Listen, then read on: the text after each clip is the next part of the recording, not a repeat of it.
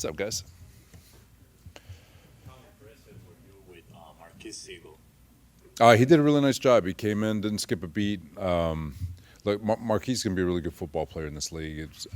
After the Rams game, felt like he needed to take a step back and just kind of absorb a little bit more. And now he's getting his opportunity. And obviously, first game went pretty good. Your rookie defensive tackles have made some strides over the last month or so. What did you see from those guys, particularly in the run game?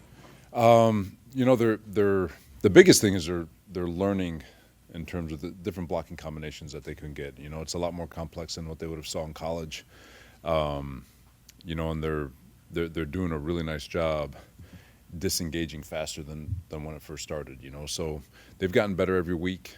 They're very deliberate in everything they've been doing, and we're obviously really excited about their trajectory. On that last play, their last offensive play, are you thinking tendencies? Who Jalen Hurts likes to go to in that situation? I mean, what's going through your head on fourth down? Well, there's a lot of things. There's a lot of recall, a lot of notes on that little sheet I have in my hand. And back in 23, we were set in the same situation, 2-by-2, little hook route to the tight end. Not saying that that's what we were thinking. It's just one of those recall moments. But they are who they were at that moment, and we had, you play your odds, you play your numbers, you play the down and distance, and luckily it worked out. Last time you faced Seattle, you gave up 13 points. They ran the ball well and you didn't force any turnovers. When you look back at your game plan from that game, do you feel like I need to be more aggressive to force turnovers, or 13 points is 13 points? No, we need to do better on third down, and which means we need to do better on first and second down in terms of limiting the leaky yardage that we allowed. It felt like after the first quarter we settled in and played the run game very well. There was a couple of plays early in the game. Obviously, the 3rd and 2 that went for 30 yards, the 3rd and 17 that inflated the numbers more than we would have liked. But overall, felt like we really settled in the last 3 quarters with regard to the run game. What we weren't very happy about was our third down performance, and that's where, in every game when you could look at it, when offense is struggling on third down and defense is struggling on third down, you're going to end up in a situation where they're hogging the ball, and it's going to be hard to score. We were fortunate that we only gave up 13 points, and we're going to have to play a lot better to keep it that way. Robert, on that note, what are the challenges or benefits of playing a team twice in such a short amount of time? I'm not sure. There's not a lot of new information. Obviously, we're their last game, and so you take what you have. They've had 2 weeks to kind of self-scout and come up with new things, and so there's going to be some things that we have not seen and that they have not shown on tape. That's the benefit of having the number 1 seed. But at the same time, when it's a division opponent, you know them. The players know each other. They know how they feel. They know the blocking. There's just a familiarity. So it's always going to come down to a couple of plays that decide the game. So. There's so much talk about culture in this organization when it comes to John talking about it, and Kyle a little bit. I'm curious, did the culture here change at all while you were away, or did you come back to the same place? Good question, man. Culture to me is always about the people. It's not the words; it's the people. And I think John and Kyle have done an outstanding job staying true to the people they want in this building. That goes from coaches, staff members. I mean, everybody, including players. And I think when you bring in the type of person you want, the culture will easily form itself. If that makes sense. And I think they've done a really nice job staying disciplined to that. And that locker room was filled with people built of the right character. At the start of the season, I asked you what was your realistic expectation for a defense that was so young, that of course has only gotten younger. Are you surprised at all with how they've been able to play when you think of the tackle Marquis Siegel made on Saquon Barkley, or how Stout has been able to make an impact out there? Has it been surprising to you with the youth and how much they've been able to produce? No. Coach Bradley says it all the time that the mother of learning is repetition, right? And So you trust that if they get enough reps, if they keep getting reps, and they're deliberate in their reps, and they're learning from their mistakes, you naturally are going to get better. Now, how fast they get better is you never know, but it's not surprising that a guy like Stout has improved throughout the year. He's banked, I don't know how many reps, but he's got all the practice reps, OTAs, training camp, practices, game reps, and he's been put in some really critical situations throughout the entire season. And he's getting more and more confident with what he's being asked to do. He's recognizing more and more what offenses are trying to do, and he's learning. And so naturally they're going to get better. And so it's exciting to see. We've done it before with young guys, and the whole league has always seen, like, the more young guys play, the faster they get. So it's exciting to see them, but it's not surprising. A lot has been. It seemed like your communication in this game was really good. Wallow, and Kendricks, and then in between series, I saw you on the bench talking to the guys. Did you feel the need to, be more communicative between series because you do have a young group and the stakes are pretty high? No. First off, Johnny, KJ, they just an outstanding job preparing those two, and credit to Wallow and Kendricks with how hard they've worked since they've got here to get brought up to speed. So an outstanding job in terms of preparation. And Kendricks is a veteran. And Wallow's a veteran. They have a natural feel for football, and thought they did a great job with communication. We had a lot of things this week to try to, from a schematic standpoint, and just we were making a lot of adjustments on the sideline, and those guys were able to absorb it. The guys were very, very. They were locked in, all three levels, and. They really made it an easy game to coach because they were completely locked in, so they made it easy. No, you're okay, bud. Go ahead. In a week this tight, have you interviewed for any head coaching positions this No, week? not yet. This week before. This is the week They're we do it. for Sunday. Sunday. Yeah. A lot has been made about Fred's practice window opening. What interactions have you had with him, and what was the vibe when he stepped on the practice field yesterday? Fred, just pure energy. Fred's the ultimate energy giver, and so just having him out there is awesome. And so we, yesterday was a little bit more tempo down, but today, obviously with higher tempo, it'll be fun to get him out there, see him running around. After the game, Eric Kendricks gave KJ a lot of credit for working extra with him. Did you know that was happening behind the scenes, or did you see that extra work that they were putting in for that game? Yeah, that's the assistant linebackers coach is responsible for anyone new in the building to just make sure they're getting caught up while the position coach is working with the guys who are getting ready to play. So KJ has put in a lot of hours with Eric and Wallow, for that matter, to get them up to speed, and when it was their time to step into the week, it goes to Johnny, and like I said, that's why both of them just outstanding job in preparation over the last month with those two. He always talks about having to save Christian from himself sometime because of how much he loves the game. Is there any of that between you and Fred Warner? Give that to me one more time. Like, he has to save Christian from himself because of how much he loves the game and how much Oh, he'll for himself. Any of that between you and Fred? No. Okay. Fred, I think it's different. Christian, obviously he's a high volume back. We're on defense, it's just different. You guys, go ahead, Grant. Kendricks probably isn't the player he was a few years ago. At one time, he was one of the best linebackers in the league, and I would imagine his professionalism and his communication still carries over. How nice is it to have that caliber of pro on the field? Oh, it is. I think it's a force multiplier, right? Like his communication creates a calm to all three levels of the defense, gets people lined up, and that's where communication can excel at its fastest and or be at its best. And I thought, like I said, he was outstanding with regards to all the checks. I'm not sure he could be much better. Hopefully, he can duplicate it this week. All right, guys. Thank you. All right. Morning.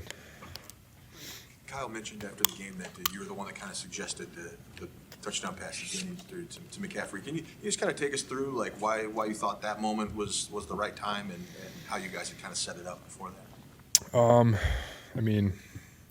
I suggest lots of plays, and sometimes they work, sometimes they don't. I think we liked that play going into the game because of the coverages we were going to get. We thought it was a pretty safe call. wasn't many things they would do that would make it a bad play as long as we executed it. And just, we had the timeout. We had the end of the quarter, so it kind of gave us some time to put some thought into what we wanted to do. And we're on the right hash, which is what we have to run that play on. And I just saw it on the call sheet, and I was like, this might be good. Suggested it, but that's kind of how it goes the whole game. Kind of suggest things, and some get called, some don't, some work, some don't. But that one was a good play. The guys executed, so that's what mattered most.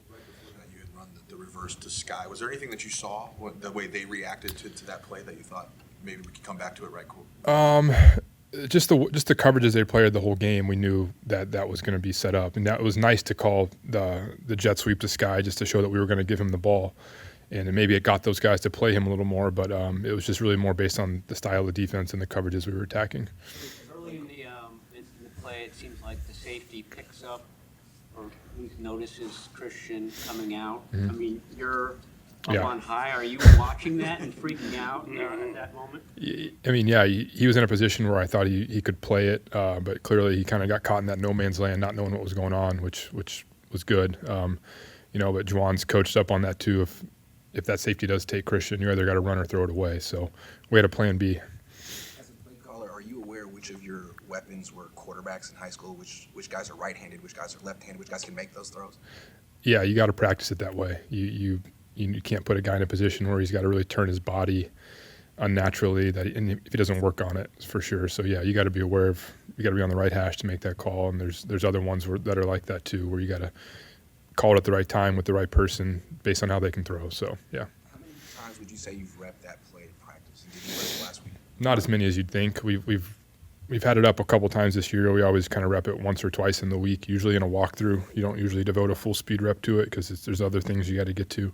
So it's just something we've repped, and guys are ready for it. So it's cool. Juwan's throw. That was an A+. That was fantastic. Yeah. An example of how your relationship and play calling has evolved with Kyle? I just think over time, the more comfortable I get, the more comfortable he gets with me, the more I'm involved in game planning. I just think it just kind of naturally, I see the game as a play caller. As the game goes on, I'm looking at it through the eyes of I'm calling this game, and so whenever the time comes up to suggest something or I'm asked for a suggestion, I feel like I need to be ready. So I put myself through those scenarios. I put myself through that lens of I'm calling this game. So when Kyle needs help, I'm prepared to give him suggestions. I think Kyle's kind of gotten to a point where he knows that I'm thinking that way, and so we're kind of on the same page. And then it's all about the preparation through the week. We prepare together. We go through all the scenarios together. We talk about situations. Him and I are very much on the same page with those things. And I just think it's just the time working together, the time on task, and the relationship to where we're in a spot where we can kind of, hopefully bounce ideas off each other and go from there. He's mentioned that when he's asked for plays, he's mentioned when he's asked for plays, people come in and he talks to them and he asks the why. And can you give us a little example of maybe some time that it didn't work out, where you didn't have the why? Oh yeah, it happens all the time. That's just game planning. The why is what's our intent of the play? What are we trying to attack in the defense? What are we trying to who are we trying to get open? Who are we trying to get a double team on? Whatever it is, why are we running this? What's the intent? If they don't do that, do we have a good answer? Is the play safe to call? Is there a good check down for the quarterback? Is all those things go into play? And sometimes you come up with something and you sit down and think about the why and you go, never mind. Let's move on. Let's take that one off the list. That happens a lot, but that's part of the process, of going through the game plan. Yeah. The preparation, given the challenges faced for the offense against the Seahawks just a couple weeks ago, how does it alter or help you guys to adjust the preparation of this week, going to see them once again in such a short time span? It doesn't change our process at all. We go through the same process. We watch the same film we watched 2 weeks ago. Sometimes you see new things. Sometimes you see things differently. You definitely look at the game that we played and see, okay, what do we have to do better? But there's just not much tape to watch, so you're limited. You've kind of watched it all, and it's just going to come down to executing. It's going to come down to our guys playing their best. We can do things a little bit different as coaches. We got to help them more. Definitely learn from the last game, but you just watch that tape and you put a plan together and you got to go play football. So yeah.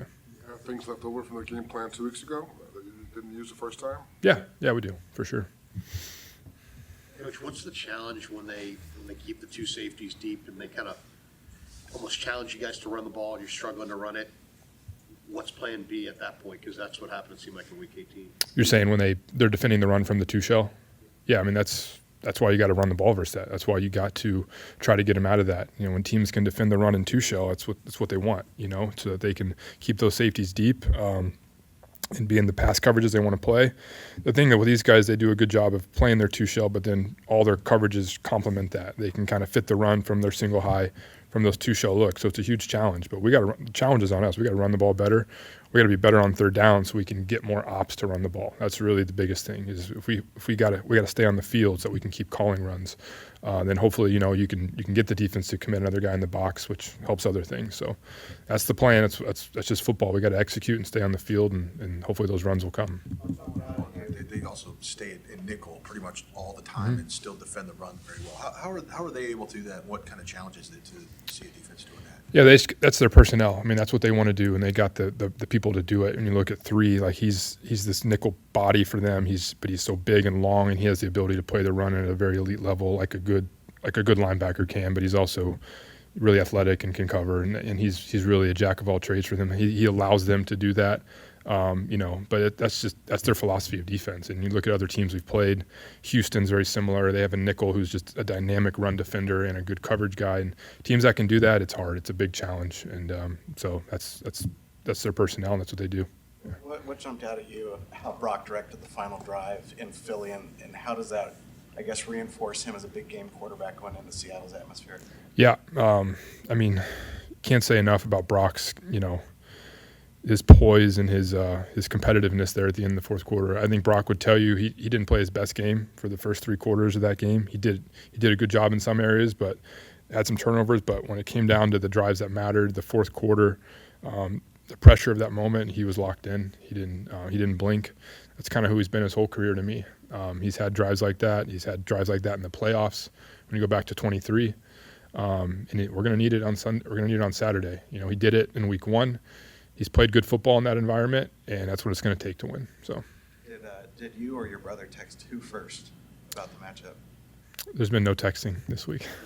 It's been no time. It's 6-day week again. We got to just get to work. So, Do you feel fortunate that you guys have the depth of quality veterans as far as Robinson, Brian Robinson, DeMarcus, Tonjes? You got guys, you know, that can step in this situation. Yeah, it's been huge, you know, and the guys have come a long way as the year's gone on too, from where they started in training camp and just the growth. And that's what you need to be a good team. You need depth. You need veteran depth. You need young depth too. But those guys who've been here, you know, Jake's been here a few years, but those 2 guys you mentioned who came in camp and have just been working and learning the offense, and they're huge. They're just huge contributors for us right now. And so it's been it was definitely a big reason why we won last week. You saw D-Rob making those plays, so it's big. All right, thanks, guys.